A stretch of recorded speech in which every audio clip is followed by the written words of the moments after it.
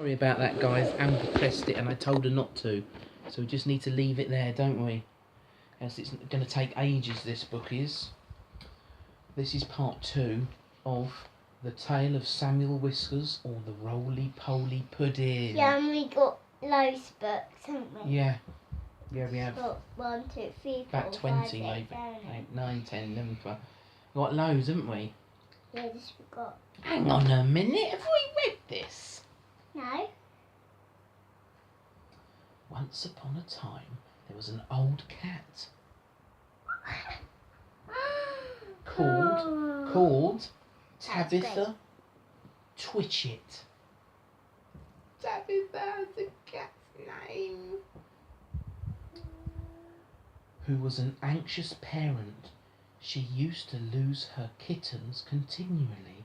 We're getting kittens, aren't we, guys? Yeah. This Sunday. Yeah. This is a book about kittens and cats. We love cats. Do you like cats? I do. like dogs and cats and kittens. Kitten. We like cat. We're not liking dog. You like dogs. They like dogs.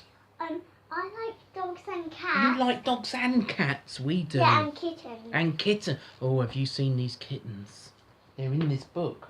Yeah, they're Popsy and Julia. Julia. Popsy and Julia. Yeah, William's is Julia. Julia, and yours is? Popsy. Now listen. She used to lose her kittens continually, and wherever they were lost, they were always in mischief. Now mischief is another word for trouble. On baking day, she determined to shut them up in a cupboard. She caught Moppet and Mittens, but she could not find Tom. Tom? Moppet and Mittens, that's their names. Yeah, I got Tom. And Tom. Yeah, Tom is at my nursery. Yes, he is. She couldn't find Tom. Mrs. Tabitha went up and down all over the house, meowing for Tom. Maybe William wants to. Meow. Can you meow? Meow. Yes. Yes.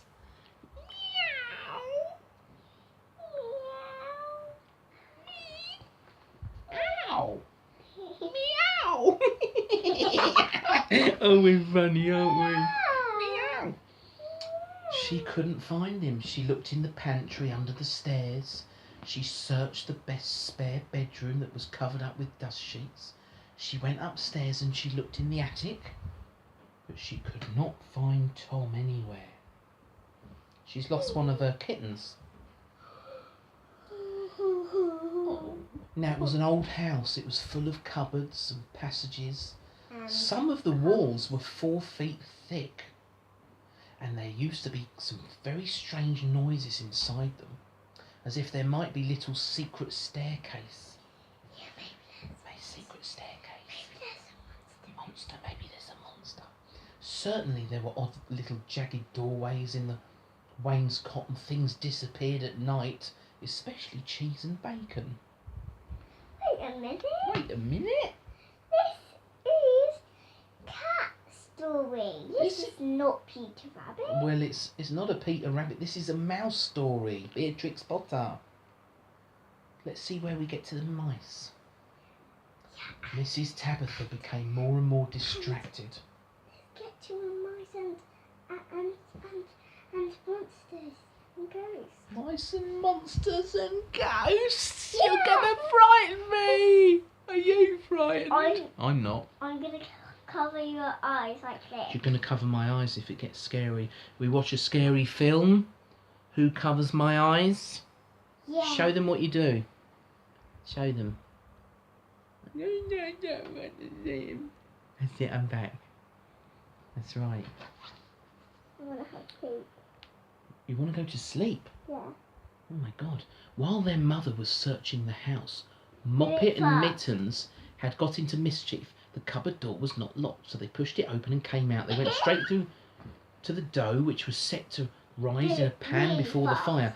They patted it with their little soft paws. "Shall we make it a little muffin?" said Mrs. Muffin. But just at that moment, somebody knocked on the door. Paws. Get it? Paws. Cats have got paws. Kittens have got paws. Paws. Get your feet away. Listen, there's a knock at the door. Did you hear that? Moppet jumped into the flour barrel in a fright. Mittens ran away to the dairy and hid in an empty jam jar on the stone shelf where the milk pans had stood. Who do you think it had? I don't know.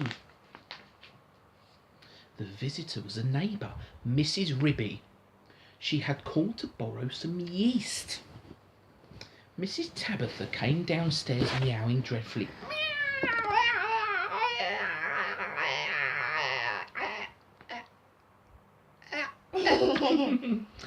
"Come in, Cousin Rigby, come in and sit yourself down." "I'm in sad trouble, Cousin Rigby," said Tabitha, shredding a tear. "I've lost my dear son, Thomas. I'm afraid the rats have got him." She wiped her eyes with her apron. "He's a bad kitten, Cousin Tabitha. He made a cat's cradle of my best bonnet last time I went to tea." Do it really fast. "Where have you looked for him?" "All over the house. The rats are too many for me. What a thing it is to have an unruly family," said Mrs. Tabitha. Do it really fast. "I'm not afraid of rats. I will help you find him and whip him up too. What is all the soot in the fender?" "Now what is a fender?" "You're not going to know, because I don't even know. It's probably a fireplace. Have you heard the word fender?" Yeah, I have at my nursery. "Have you?" "The chimney wants sweeping. Oh dear me, Cousin Rigby. But Kia Now Moppet and Mittens are gone. Kia wasn't there. They have both got out of the cupboard." Daddy, Yes, Kia wasn't there. not today. No. Rigby and Tabitha set to work to search the house thoroughly again. They poked under the beds with Rigby's umbrella. They rummaged in the cupboards. They even fetched a candle. We got a candle over there. Yeah, right there. Where's Yeah. Stop kicking that. Thank you. They poked under the beds with Rigby. Oh, I've said that bit with the umbrella. They rummaged in the cupboards. They fetched a candle and looked inside the clothes chest in the attic. They could not find anything, but once they heard a door bang, and somebody scuttled downstairs. "Yes, it's infested with rats," said Tabitha tearfully. Yes. "I caught 7 young ones out of one hole in the back kitchen, and we had them for dinner last Saturday. And once I saw the old father rat, an enormous old gigantic rat, Cousin Rigby. I was just going to jump on him, and I whisked down the hole. The rats get on my nerves," said Tabitha.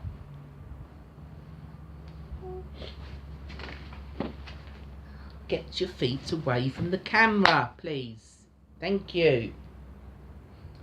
Rigby and Tabitha searched and searched. They both heard a curious roly-poly noise under the floor, but there was nothing to be seen. They returned to the kitchen. "Here's one of your kittens at least," said Rigby, dragging Moppet out of the flour barrel. They shook the flour off their heads, set her down on the kitchen floor. She seemed to be in a terrible fright. "Oh, mother," said Moppet, "there's been an old woman rat in the kitchen, and she's stolen some of the dough." The 2 cats ran to look at the dough pan. Sure enough, there were marks of little scratching fingers. Daddy. And a lump of dough was gone. Yes. Look, there's a kitten. Oh, yes. Which way did she go, Moppet? But Moppet had been too frightened to peep out of the barrel again. Rigby and Tabitha took her with them to keep her safely in sight while they went on their search. Can you move over, please? You keep knocking this, I keep telling you. I'm going to carry on with the kids on their own because they're interested in it. They went into the dairy. The first thing they found was Mittens hiding in an empty jam jar. They tipped up the jar and she scrambled out. "Oh, mother, mother," said Mittens. "Oh, mother, mother, there's been an old man rat in the dairy, a dreadful, enormous big rat. Mother, he's stolen a part of the butter and the rolling pin." Rigby and Tabitha looked at one another. "A rolling pin and butter? Oh, my poor son, Thomas," exclaimed Tabitha, wringing her paws. "A rolling pin?" said Rigby. "Did we not hear a roly-poly noise in the attic when we were looking in the chest?" Rigby and Tabitha rushed upstairs again, and sure enough, the roly-poly noise was still going on quite distinctly under the attic floor. "This is serious, Cousin Tabitha," said Rigby. "We must send for John Joiner at once, with a saw." John Joiner. Now, this is what had been happening to Tom Kitten, as it shows how very unwise it is to go up in a chimney in a very old house where a person does not know his way and where there are enormous rats. Tom Kitten did not want to be shut up in a cupboard. When he saw that his mother was going to bake, he determined to hide. He looked about for a nice convenient place, and he fixed upon the chimney. The fire had only been lighted, and it was not hot, but there was a white choky smoke from the green sticks. Tom Kitten got upon the fender and looked up. It was a big old-fashioned fireplace. The chimney itself was wide enough for a man to stand up and walk about, so there was plenty of room for a little tomcat.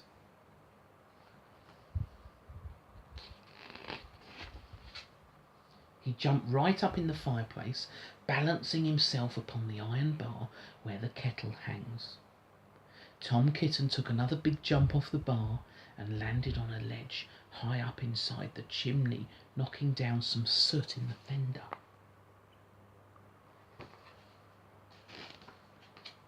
Tom Kitten coughed and choked with the smoke, and he could hear the sticks beginning to crackle and burn in the fireplace down below. He made up his mind to climb right to the top and get out of the slates and try to catch some sparrows. "I cannot go back. If I slipped I might fall in the fire and singe my beautiful tail and my little blue jacket." The chimney was a very big old-fashioned one. It was built in the days when people burned logs of wood upon the hearth. The chimney stack stood up above the roof like a little stone tower, and the daylight shone through from the top under the slanting slates that kept out the rain, or most of it.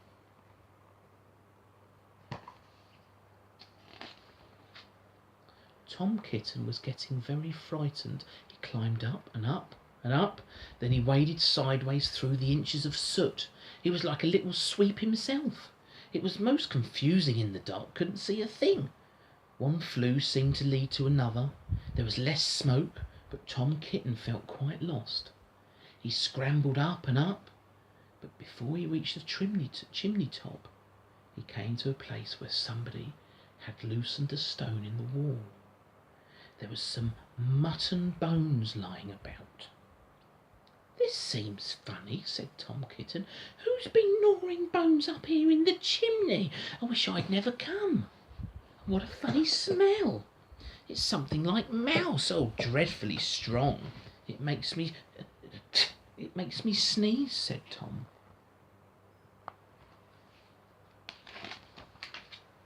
He squeezed through the hole in the wall and dragged himself along a most uncomfortably tight passage where there was scarcely any light. He groped his way carefully for several yards. He was at the back of the skirting board in the attic, where there is a little mark in the picture. That's where he is, but the other side of the wall.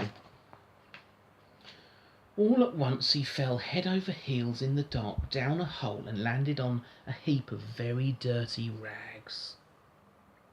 When Tom Kitten picked himself up and looked about himself, he found that he was in a place that he'd never seen before, although he'd lived there all of his life in the house. It was a very small, stuffy, fusty room, with boards and rafters and cobwebs and lath and plaster. Opposite him, as far away as he could sit, was an enormous rat. "What do you mean, tumbling into my bed, all covered with smuts?" said the rat, chattering his teeth.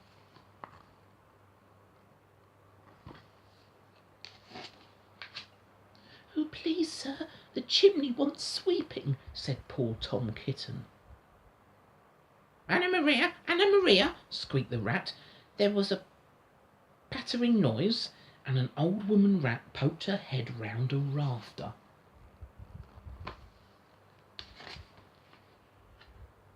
All in a minute she rushed upon Tom Kitten, and before he knew what was happening, his coat was pulled off, he was rolled up in a bundle, and tied with string in very hard knots.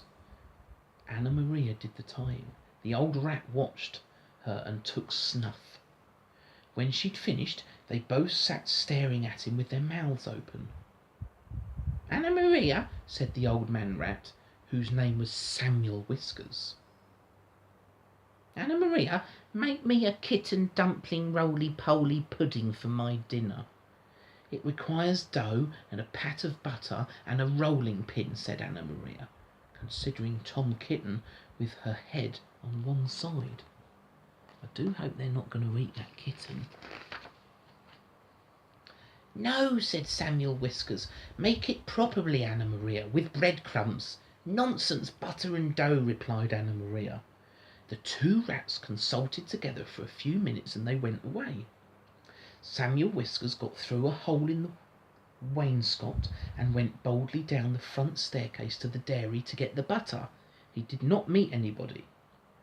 He made a second journey for the rolling pin. He pushed it in front of him with his paws, like a brewer's man trundling a barrel. He could hear Rigby and Tabitha talking, but they were busy lighting the candle to look in the chest. They didn't see him. Anna Maria went down by the way of the skirting board and a window shutter to the kitchen to seal the dough. She borrowed a small saucer and she scooped up the dough with her paws. She did not observe Moppet. Moppet. He's hiding. While Tom Kitten was left alone under the floor of the attic, he wriggled about and tried to mew for help. But his mouth was full of soot and cobwebs. He was tied in such very tight knots, he couldn't make anybody hear him, except a spider who came out of a crack in the ceiling and examined the knots critically from a safe distance. It was a judge of knots, because it had a habit of tying up unfortunately blue bottles. It did not offer to assist him. Tom Kitten wriggled and squirmed until he was exhausted.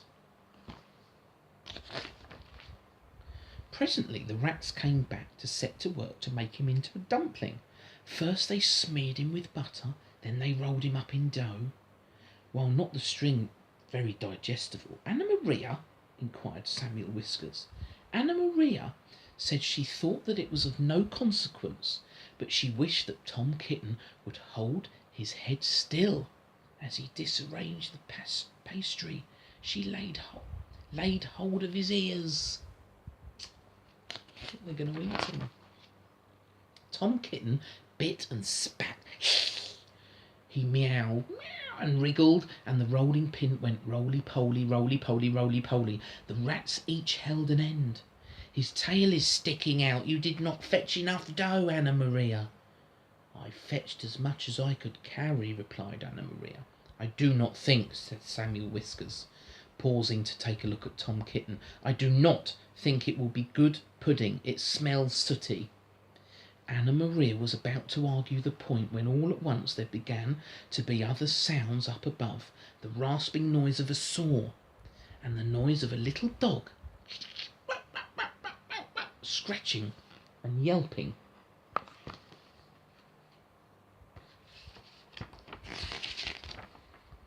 The rats dropped the rolling pin and listened attentively. We are discovered and interrupted, Anna Maria. Let us collect our property and other people's and depart at once. I fear that we shall be obliged to leave this pudding where it is. But I'm persuaded that the knots would have proved indigestible, whether you may urge to the contrary. Come away at once and help me tie up some mutton bones in counterpane, said Anna Maria. I have got half a smoked ham hidden in the chimney.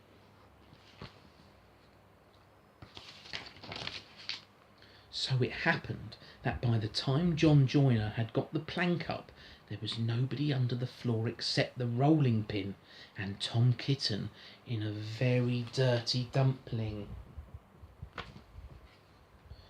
But there was a strong smell of rats, and John Joiner spent the rest of the morning sniffing and whining and wagging his tail and going round and around with his head in the hole like a gimlet.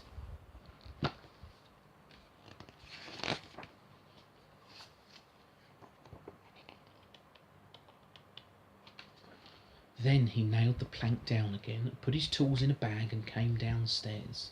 The cat family had quite recovered. They invited him to stay for dinner. The dumpling had been peeled off Tom Kitten and made separately into a bag pudding, which currants in it to hide the smuts. They had been obliged to put Tom Kitten into a hot bath to get the butter off. John Joiner smelt the pudding, but he regretted that he had not time to stay for dinner, because he'd just finished making a wheelbarrow for Miss Potter, and she had ordered 2 hen coops. When I was going to post late in the afternoon, I looked up the lane for the corner, and I saw Mr. Samuel Whiskers and his wife on the run, with big bundles on a little wheelbarrow which looked very like mine. They were just turning in at the gate to the barn of Farmer Potatoes. Samuel Whiskers was puffing and out of breath. Anna Maria was still arguing in shrill tones. She seemed to know her way. She seemed to have a quantity of luggage. I'm sure I never get here to leave to borrow my wheelbarrow. They went into the barn and hauled their parcels with a bit of string to the top of the haymow. After that, there were no more rats for a long time at Tabitha Twitchit's.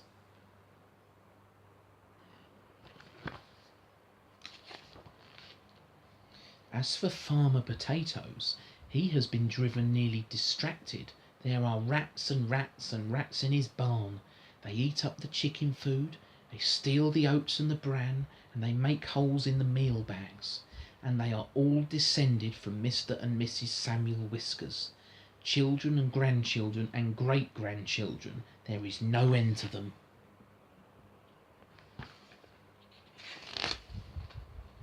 Moppet and Mittens have grown up into very good rat catchers.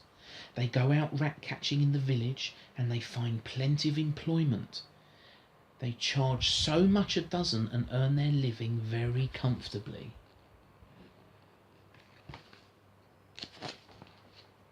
They hang up the rats' tails in a row on the barn door to show how many they've caught, dozens and dozens of them. But Tom Kitten has always been afraid of a rat. He never does face anything that is bigger than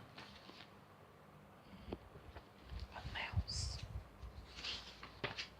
The end. That was a long book.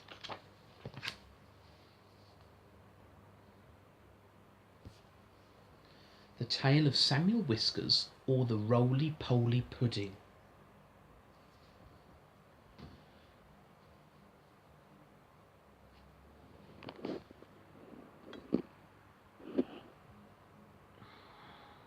You sleep well.